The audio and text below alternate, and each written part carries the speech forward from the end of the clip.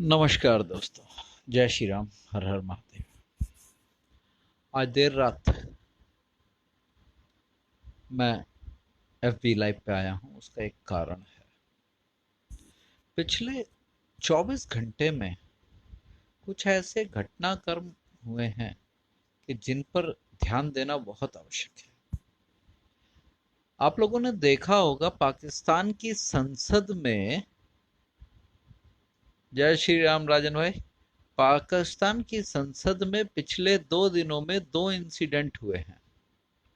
पहले उनके विपक्ष के नेता ने बताया कि जब उन्होंने हमारे बहादुर पायलट अभिनंदन को गिरफ्त में लिया था तो किस तरीके से उन्हें डर करके, परेशान होकर के, हताश होकर के, जब उनके पास कोई ऑप्शन नहीं था, उन्हें लग गया था कि भारत उनके ऊपर अटैक कर देगा, तो उन्होंने अभिनंदन को डर के छोड़ दिया था। ये वहां के विपक्ष के नेता ने बताया। आज उसी चीज के ऊपर वहां के विदेश मंत्री ने एक बयान दिया और उन्होंने इस बीच एक बात कही कि हमने पुलवामा में अटैक किया। भारत में जो पुलवामा में अटैक हुआ था उसकी पाकिस्तान की संसद में वहां के मंत्री ने जिम्मेदारी ली। अब ये सब वीडियो आपके सामने अवेलेबल है, आप इजीली देख सकते हैं।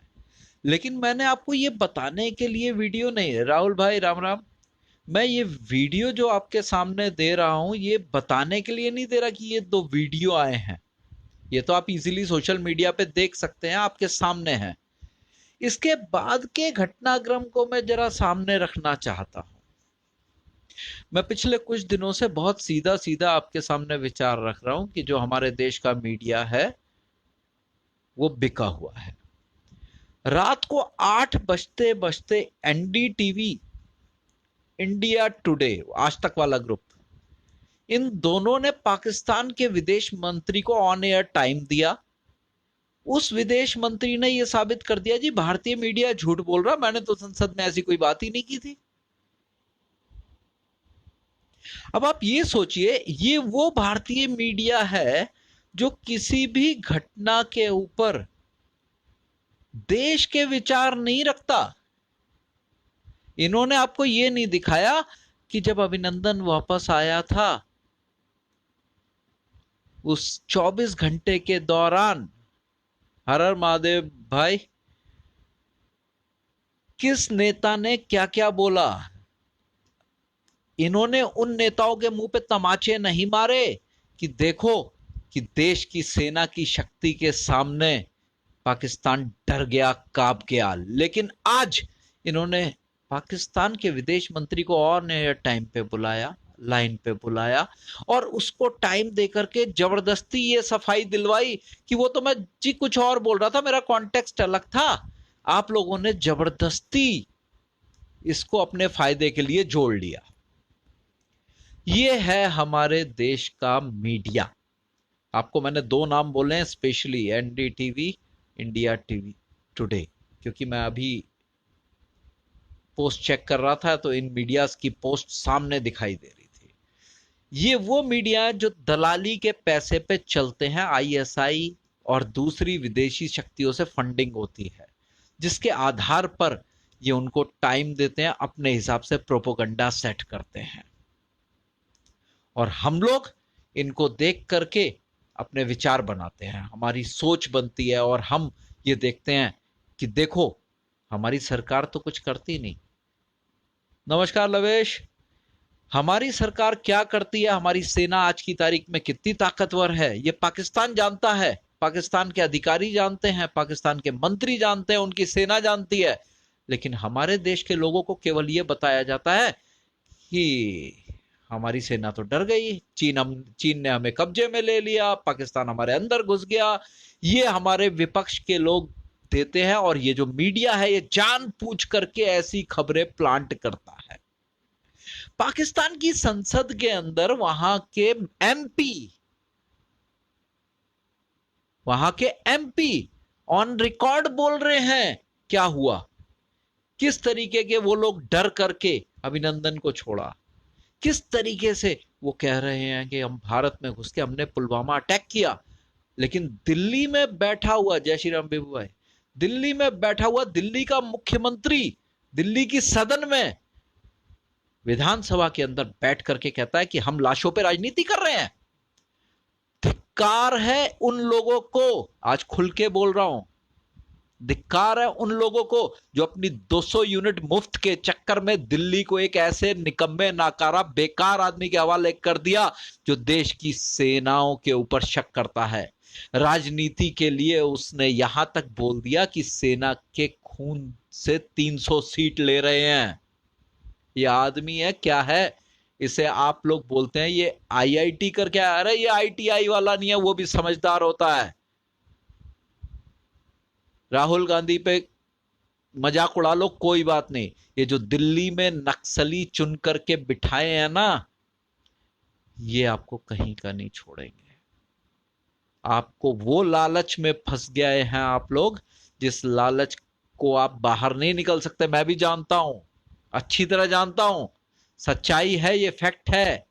लेकिन आप ये सोचिए, इस आदमी ने दिल्ली के सदन में ऐसी बातें करी। सदन से बाहर क्यों नहीं बोलता ये व्यक्ति, पता है आपको? एक बार इसने सदन से बाहर कुछ प्रेस कॉन्फ्रेंस की थी, उसके बाद इसके ऊपर इतने मानहानि के दावे पड़े, इतने मानहानि के दावे पड़े, ये पूरे देश से माफी मांगता फिर रहा है। अब उसके बाद इसने स्ट्रेटेजी चेंज की, ये जो बोलता है सदन के पटल पे बोलता है, क्योंकि आपको पता होना चाहिए सदन के अलावा के अंदर जो भी बात कही जाती है उसके ऊपर कोई कोर्ट केस नहीं बचता।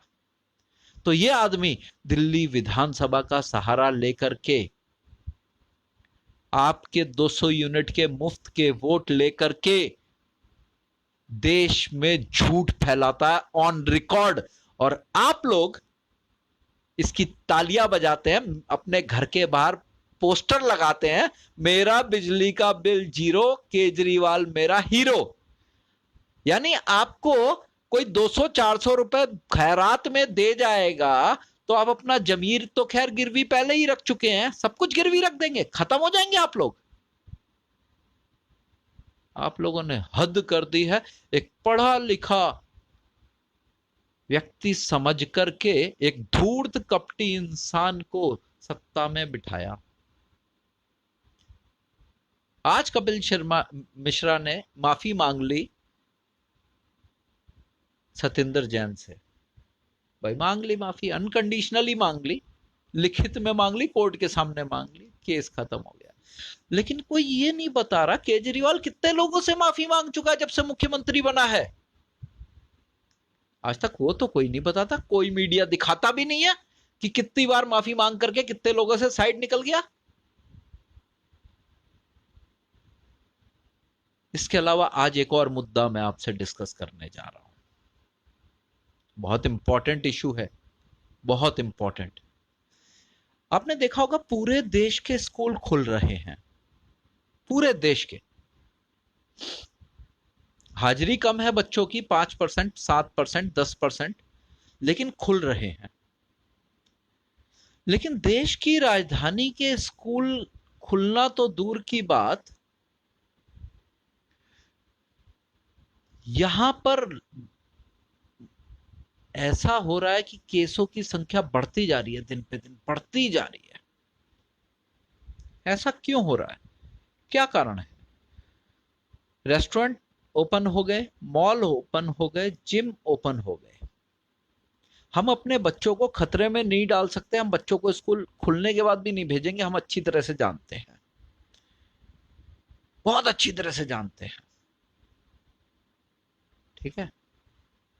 लेकिन क्या कारण है कि पूरे देश में स्कूल खुल रहे हैं और दिल्ली के स्कूलों को खुलने का दूर दूर तक नाम नहीं है? क्या कारण है? जानते हैं आप लोग क्या कारण है? जानते हैं, दिल्ली का वर्ल्ड क्लास एजुकेशन मॉडल, ये है कारण। जिस दिन दिल्ली का स्कूल खुलेगा, ये जानता है स्कूल में टीचर नहीं है, क्योंकि गेस्ट टीचरों की भर्ती है नहीं, गेस्ट टीचर के सहारे दिल्ली के सरकारी स्कूल चलते हैं।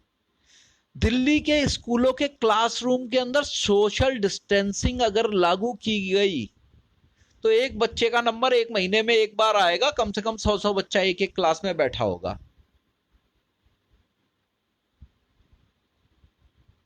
दिल्ली के स्कूलों में पढ़ाई की व्यवस्था इस लॉकडाउन ने दिखा दी है क्या है।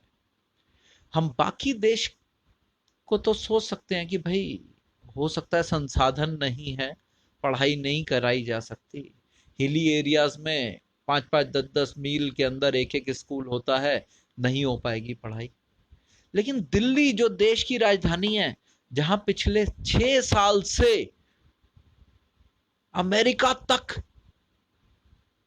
दो चीजों का बड़ा प्रचार हुआ है, एक मोहल्ला क्लिनिक और एक दिल्ली के स्कूल। इस लॉकडाउन की स्थिति में हमें इन दोनों की वो हकीकत सामने आई है हमारे सामने जो कोई सोच नहीं सकता। अखबारों के अंदर विज्ञापन के अलावा जमीन पर सब धराशाही हो गया है। यूट्यूब के लिंक्स के द्वारा स्कूलों में पढ़ाई हो रही है। सरकारी स्कूलों की बात कर रहा हूं, ध्यान रखना, जब हम बात कर रहे हैं तो सरकारी स्कूलों की बात कर रहे हैं। यूट्यूब के लिंक्स दिए जाते हैं। अब यूट्यूब के लिंक में बच्चा कितना पढ़ेगा आप भी जानते हो, अगर वो ऐसे ही पढ़ना होता तो स्कूल जाने की जरूरत क्या थी। दूसरा, पिछले साल इलेक्शन था ना, तो क्या किया गया था आप जानते हैं?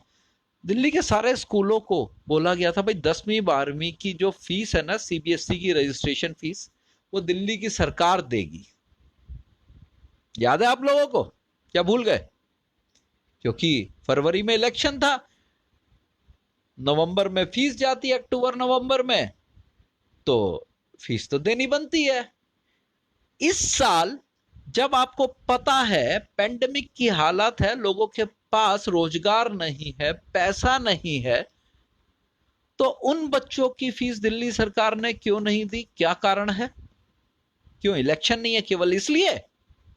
कहां गया वो वर्ल्ड क्लास मॉडल? रोज नए पोस्टर बना करके सोशल मीडिया, दिल्ली के बस स्टॉप, दिल्ली के हर कोने पे लगा देते हैं।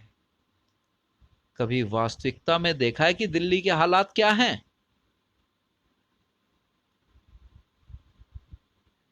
दोस्तों, मेरी पोस्ट रेगुलर आती हैं, मेरे वीडियोस रेगुलर आते हैं और मैं रेगुलर ये अटैक करता हूं। कारण है बहुत छोटा सा है, गलत है तो गलत बोलना जरूरी है।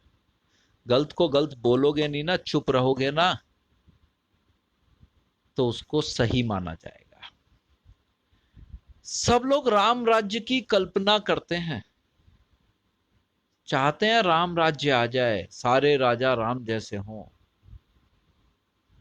लेकिन कभी ये सोचा त्रेता युग में भी कुछ लोग थे जिन्होंने सीता के चरित्र पे सवाल उठाए थे। तो ये जो जनता है ना, इस जनता का एक खास रंग है। इनको आप वो दिखाइए जो, राम राम आलोक भाई, वो दिखाइए जिससे उनको फायदा होता है। आपने रेगुलर वो देखा और आपने उनको वोट किया। दिल्ली के दंगों की सच्चाई आपके सामने आ रही है। अभी तक किसी को जमानत नहीं मिली है, जो अंदर गया है वो अंदर ही बैठा हुआ है। और ये वही लोग हैं जिन्होंने दिल्ली के दंगों को ओपनली सपोर्ट किया है। दिल्ली का उप मुख्यमंत्री कहता है हम शाहीन बाग के साथ हैं। दिल्ली माइनॉरिटी कमीशन का हेड कहता है तुर्की से मदद लेकर के बदला लिया जाएगा। और दिल्ली का मुख्यमंत्री चुपचाप इनको समर्थन करता है। दिल्ली में 2 हत्याकांड हुए हैं अभी। एक कल हुआ है डीजे बजाने के ऊपर, और एक उससे पहले राहुल राजपूत नाम के बच्चे का मर्डर हुआ है। क्या दोनों में से एक भी जगह दिल्ली का मुख्यमंत्री गया? दौड़ करके दादरी में 1 करोड़, 2 करोड़, 5 करोड़ देने को तैयार रहता है, क्या यहाँ पे इसने 1 करोड़ रुपया दिया? नहीं दिया, नहीं देगा भी नहीं। क्यों? उसने वो जो 200 यूनिट और फ्री बिजली और फ्री पानी का शगुफा दे रखा है ना, वो आपको कुछ नहीं देगा, वो केवल एक ही जगह देगा। मुझे बार बार बोलना अच्छा नहीं लगता, लेकिन सच्चाई यही है। ये डेस्टिनी आपने चुनी है, आप भाग्य विधाता अपने हो। और क्योंकि दिल्ली में हम भी रहते हैं तो मुख्यमंत्री तो हमारा भी है।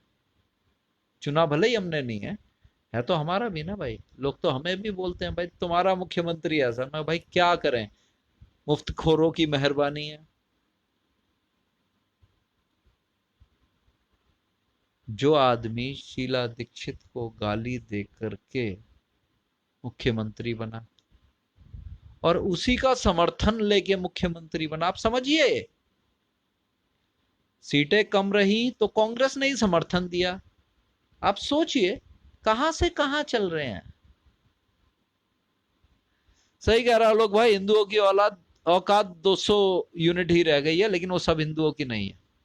आप सबको मत गिनो उसमें, सब एक जैसे नहीं होते। ये पांचों उंगलियां एक जैसी नहीं है दोस्त, ठीक है ना। एक उंगली हिला भी देती है और इसी उंगली से सुदर्शन चक्र भी चला था। ध्यान रखिएगा, परिवर्तन आएगा। हाँ, इसी फ्री वाईफाई से चल रहा है भाई मेरा भी। ये फ्री वाईफाई से चल रहा है और वो सीसीटीवी भी दिख रहे हैं जो चल रहे हैं ना, उनसे ही चल रहा है। समस्या वो नहीं है, समस्या छोटी सी है। आपने सोचा ये कांग्रेस का अल्टरनेट है। ये कांग्रेस का अल्टरनेट नहीं है, ये प्रो वर्जन है कांग्रेस का, प्रो वर्जन। आपकी लैंग्वेज में बता रहा हूं आपको।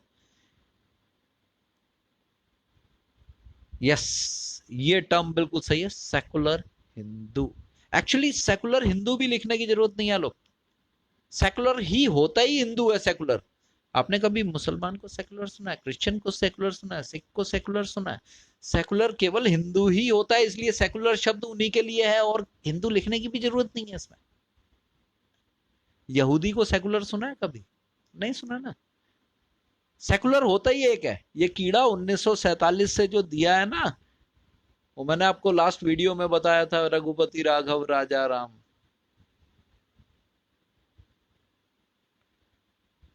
हाथ में जो गीता दी थी, हमारे हाथ में गीता पकड़ाई थी ना, गीता पकड़ने के लिए नहीं होती, पढ़ करके अमल करने के लिए होती है। उसके ऊपर आपको क्रियान्वयन करना होता है, गीता पढ़ने के लिए नहीं होती। तो हम लोगों ने, जो दिल्ली वाले हैं ना, हम लोग, मैं खुद को भी मानता हूं दिल्ली वाला हूं, ठीक है ना। तो दिल्ली वाले जो लोग हैं ना, बेसिकली उन लोगों ने अल्टरनेट ढूंढा कांग्रेस का, केजरीवाल। अब उन्हें क्या पता था संचालित तो ये भी उसी जगह से होता है। अगर नहीं होता, आप एक चीज सोचिए, आप जिसको गाली दे करके सत्ता में आए और थोड़ा सा पीछे रह जाए, क्या वो आपको उठा करके गोद में ले जाके उस कुर्सी पे बिठाएगा?